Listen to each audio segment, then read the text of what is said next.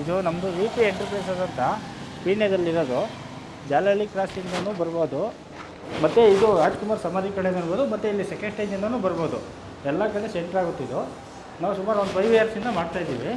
ನಮ್ಮದೇ ಮ್ಯಾನುಫ್ಯಾಕ್ಚರಿಂಗು. ಇಲ್ಲೇ ಇದು ಮಾಡಿರೋದು, ಇಲ್ಲಿ ಗೋಡನ್ ಮಾಡಿದ್ದೀವಿ. ನಿಮಗೆ ಎಲ್ಲ ರೀತಿಯದು ಕ್ವಾಲಿಟಿ ಮ್ಯಾಟ್ಗಳು ಸಿಗುತ್ತಿಲ್ಲಿ 2x2 ಒಳಗೇ. 2x2 ಅಂದರೆ ನಿಮಗೆ 40 mm ಇರುತ್ತೆ, 55 mm ಇರುತ್ತೆ, 60 mm ಇರುತ್ತೆ. ಈ ಜನ ಏನಂದರೆ ಈ 2x2 ಅಂತಿದ್ದಂಗೆ ಎಲ್ಲ ಒಂದೇ ಅಂತ ತಿಳ್ಕೊಂಬಿಡ್ತಾರೆ. ಆದರೆ ಇಲ್ಲಿ 2x2 ಒಳಗೆ ಅವರು ಥಿಕ್ನೆಸ್ ಕೇಳಬೇಕು. ಇವಾಗ ನಮ್ಮ ರೈತರೆಲ್ಲ ಮೋಸ ಹೋಗ್ತಾ ಇರೋದು ಅದೇ ಥರನೇ. ತಗೊಳೋದು 2x2 ಅಂತಿದ್ದಂಗೆ ಏನಪ್ಪ ಅಂದರೆ ಎಲ್ಲ ಒಂದೇ ಇರುತ್ತೆ, ಎಲ್ಲ ಒಂದೇ ಇರುತ್ತೆ ಅಂದ್ಬಿಡೋದು. ಅವರು ಜಾಸ್ತಿ ರೇಟ್ ಹೇಳೋದು, ಇವರು ಕಮ್ಮಿ ಹೇಳ್ತಾರೆ ರೇಟ್ನ.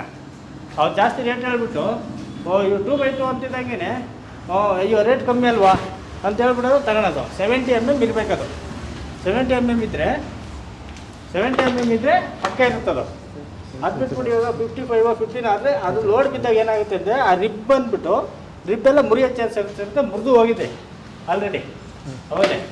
ಅದರಿಂದ ಈ ರೈತರು ಏನು ಮಾಡ್ಬೇಕು, ಫಸ್ಟು 2x2 ಅಂದಾಗ ಥಿಕ್ನೆಸ್ ಎಷ್ಟು ಅಂತ ಕೇಳಬೇಕು. ಅವಾಗ ಸರಿ ಹೋಗುತ್ತೆ ಅಷ್ಟೇ. ಇದು